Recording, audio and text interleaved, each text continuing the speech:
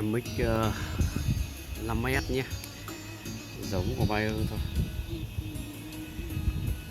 Em này thì không quét được hồng ngoại, à, coi thì đang bị hỏng nhé.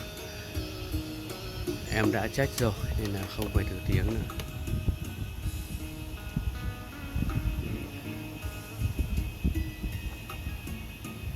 Đó, lên sóng bình thường nhé, tiếng thì không còn thử,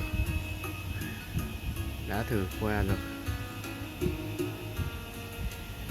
Còn hai em này thì đang thay màn hình nhé, thay màn hình của nó bị chảy hết mực. Với các cái đời màn của Bayer 780, 790 thì bên em đều sẵn nhé. Các cái linh kiện của Big Bayer có đủ để xử lý full các lỗi.